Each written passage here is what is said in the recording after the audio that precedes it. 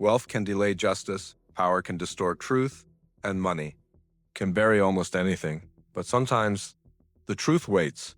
In March of 2015, the world heard something it was never meant to hear. A billionaire, alone in a bathroom, whispering to himself, "What the hell did I do?" Killed them all, of course. It sounded like a line from a crime thriller, but it wasn't fiction. It was real, and it belonged to a man who had spent decades surrounded by suspicion, yet untouched by prison walls. This is the story of Robert Durst, a man born into unimaginable privilege, a man connected to 3 deaths, a man who lived 2 lives, one in the spotlight of wealth, and another in the shadows of violence. Robert Allen Durst was born on April 12, 1943, in New York City. His father, Seymour Durst, was not just wealthy, he was powerful. He built one of Manhattan's most influential real estate empires. Skyscrapers rose under his vision. Luxury towers carried the family name. The Durst organization became synonymous with New York wealth. Robert grew up surrounded by privilege most people could never imagine. Private schools, elite social circles, a future secured before adulthood. But behind the polished image of the Durst family, something darker lingered. When Robert was just 7 years old, tragedy struck. His mother, Bernice Durst, died after falling from the roof of their family home in Scarsdale, New York. The circumstances were never fully clear. Some accounts suggest young Robert witnessed the fall, others dispute it. But trauma does not require clarity to leave damage. Whether he saw it or not, the impact was permanent. Family acquaintances would later describe a change in him after that day. He became withdrawn, emotionally distant, detached from those around him. As he grew older, those traits hardened. Robert attended Lehigh University, where he studied business and economics. But even among fellow elites, he felt like an outsider. He later enrolled at UCLA for graduate studies. Yet he never completed his degree. Instead, he drifted from city to city, from venture to venture, never fully anchored. Within the family business, tensions grew. Robert believed he deserved to lead the Durst empire, but his father chose his younger brother, Douglas, instead. The decision created a fracture that never healed. Robert felt humiliated, overlooked, displaced within his own dynasty. Friends would later say resentment consumed him. He had wealth, but not control, power, but not authority. And beneath that resentment, something volatile simmered. By the early 1970s, Robert appeared to stabilize when he met Kathleen McCormick, known to friends as Kathy. Kathy was intelligent, ambitious, full of life. She was studying to become a pediatrician. Where Robert was distant, Kathy was warm. Where he was quiet, she was expressive. Their relationship moved quickly. They married in 1973. To outsiders, they looked like the perfect Manhattan power couple. They lived in a luxury apartment, attended social functions, moved easily through elite circles. But the image was deceptive. Behind closed doors, the marriage began to fracture. Arguments became frequent. Kathy confided in friends that Robert was controlling, that he monitored her movements, that he had violent outbursts. Some friends reported seeing bruises. Kathy began speaking openly about divorce. She wanted out. She wanted freedom from the marriage. And she began preparing to leave. What happened next would become the first shadow in a decades-long trail of suspicion. On the night of January 31st, 1982, Kathy Durst vanished completely, gone without a trace. Robert claimed they had argued. He said he dropped her off at a train station so she could return to medical school. He said he never saw her again. But Kathy never made it to class. She never contacted friends, never contacted family. She simply disappeared. At first, Robert didn't even report her missing. Her friends did, and when investigators began digging, disturbing details surfaced. Kathy had told multiple people she feared her husband. She had documented plans to divorce him. And chillingly, she had left one warning. If something happens to me, don't let Bob get away with it. Despite suspicion, police had no body, no crime scene, no forensic evidence. And the Durst name carried influence. The investigation stalled. Robert Durst walked free, but the story was far from over, because 8 years later, Another person connected to him would end up dead, execution style. Kathy's disappearance did not make national headlines. Not at first. There was no body, no crime scene, no blood, just absence. But absence can be louder than evidence. In the weeks following her disappearance, friends began raising alarms. Kathy had been planning her exit. She had spoken about divorce. She had even told people she feared for her safety. She had confided that Robert once placed a gun to her head. She told a friend that if anything happened to her, it would not be an accident. Yet when investigators questioned Robert, he remained calm, controlled, detached. He said they argued. He said he dropped her off at the train station. He said she must have left town. But Kathy's close friends insisted something was wrong. She would not abandon her medical studies. She would not disappear without warning. She would not leave her life behind. The police searched the couple's South Salem home. They searched nearby woods. They searched waterways. Nothing. No trace. And without a body, prosecutors hesitated. Meanwhile, the Durst family retained powerful attorneys. The investigation slowed. Then it cooled. Years passed. Kathy's case faded from public view, but it never disappeared from investigators' minds. In private, many believed she had been killed. They just couldn't prove it. And Robert Durst remained free. For 18 years. The case went cold, but it was never truly forgotten. In 2000, investigators in New York decided to reopen the investigation into Kathy Durst's disappearance, armed with new perspectives and a renewed determination. As they began to re-examine old leads, one name rose to the surface: Susan Berman.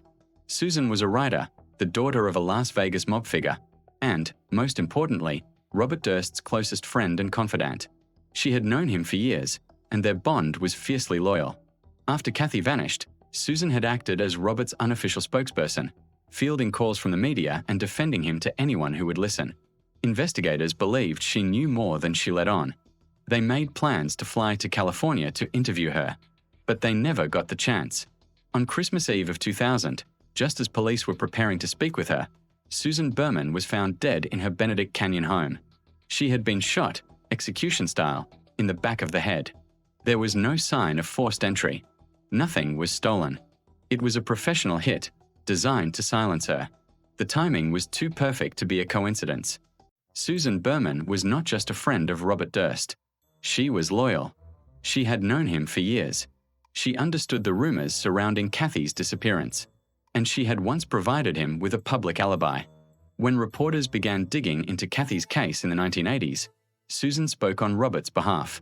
She defended him, protected him. But by the year 2000, things were changing. The Kathy investigation had quietly reopened. Prosecutors in New York were reviewing evidence again. Witnesses were being re-interviewed. And Susan Berman was reportedly scheduled to speak with investigators.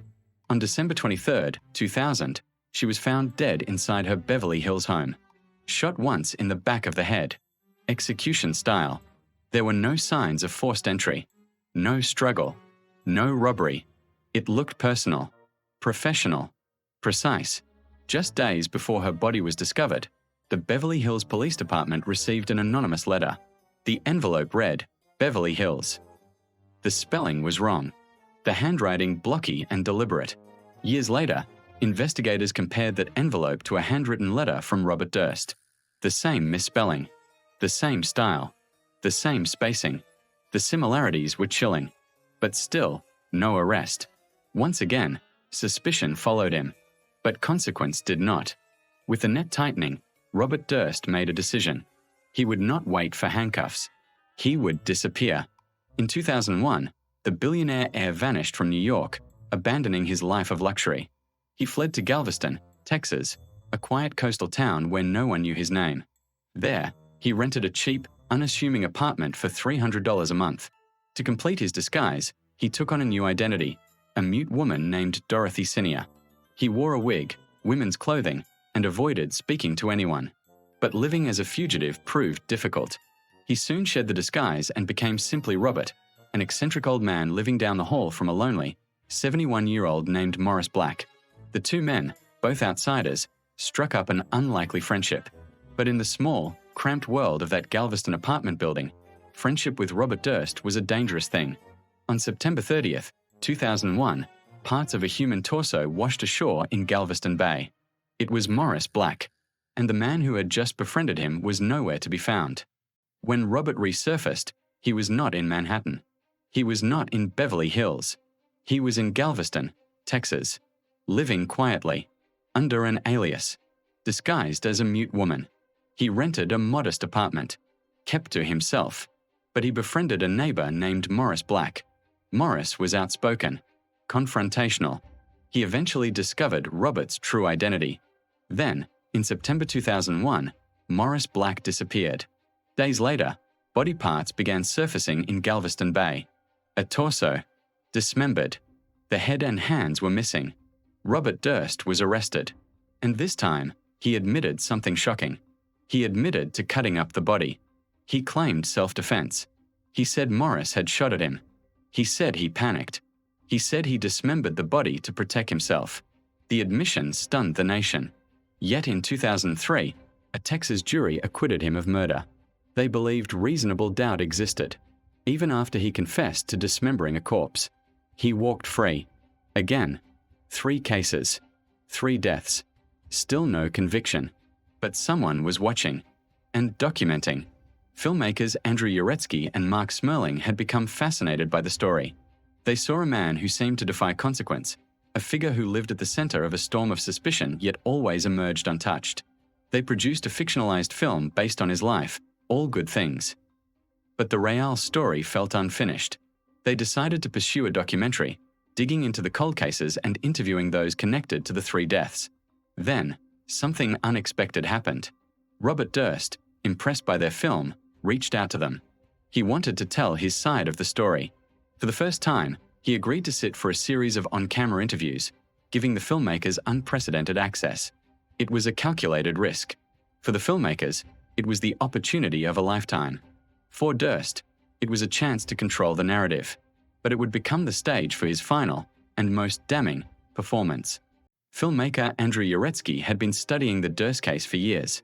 He directed a fictional film inspired by the story. Then he pursued something deeper, a documentary series. Robert Durst agreed to participate. Perhaps he believed he could control the narrative. During filming, he appeared guarded but cooperative. Until the envelope. Uretsky presented the anonymous Beverly Hills letter beside a known writing sample from Durst. The same spelling error. The same distinctive lettering. Durst froze. He seemed shaken, cornered. He requested a bathroom break, still wearing his microphone. Inside the restroom, alone, he muttered, "There it is. You're caught." What the hell did I do? Killed them all, of course. He didn't realize the microphone was still recording. The audio, discovered by the filmmakers months later, was a bombshell. After years of eluding justice, had Robert Durst finally confessed? The filmmakers turned the evidence over to law enforcement. On March 14, 2015, just one day before the final episode of the documentary was set to air, Robert Durst was arrested in New Orleans on a first-degree murder warrant for the death of Susan Berman. The trial began in Los Angeles. Prosecutors argued that Durst had killed Susan because she knew too much about Kathy's disappearance. The cadaver note was the star witness, a piece of evidence that directly linked him to the crime scene. And then there was the audio from the bathroom, a confession whispered when he thought no one was listening. In September 2021, after decades of suspicion and 2 acquittals, a jury found Robert Durst guilty of the first-degree murder of Susan Berman. He was sentenced to life in prison without the possibility of parole. Just a few months later, in January 2022, Robert Durst died in custody. He was 78 years old. The man who had used his wealth and power to escape justice for so long had finally run out of time. The truth, buried for decades, had finally surfaced. And this time, there was no escape. Filmmaker Andrew Uretsky had been studying the Durst case for years. He directed a fictional film inspired by the story, then pursued something deeper, a documentary series. Robert Durst agreed to participate, perhaps believing he could control the narrative. During filming, he appeared guarded but cooperative. Until the envelope. Uretsky presented the anonymous Beverly Hills letter beside a known writing sample from Durst. The same spelling error. The same distinctive lettering. Durst froze. He seemed shaken, cornered. He requested a bathroom break, still wearing his microphone. Inside the restroom, Alone, he muttered, "There it is. You're caught. What the hell did I do? Killed them all, of course." He didn't realize the microphone was still recording. The audio, discovered months later, was a bombshell. The filmmakers turned the evidence over to law enforcement. On March 14, 2015, just one day before the final episode aired, Robert Durst was arrested in New Orleans for the murder of Susan Berman. In 2020, the trial began. Prosecutors argued he killed Susan to prevent her from speaking to investigators about Kathy. They described a pattern, a man eliminating threats. The defense challenged the bathroom audio, arguing it was edited, taken out of context. But jurors heard the recording. They saw the envelope comparisons. In September 2021, Robert Durst was convicted of first-degree murder and sentenced to life in prison without parole. He never stood trial for Kathy's disappearance. Her body has never been found. In January 2022, he died behind bars. Money delayed justice. Influence complicated the truth. But what ultimately brought him down was not forensic evidence or a surprise witness. It was his own voice. A whisper, believed to be private, captured forever. Sometimes the truth is patient, and sometimes the microphone is still on.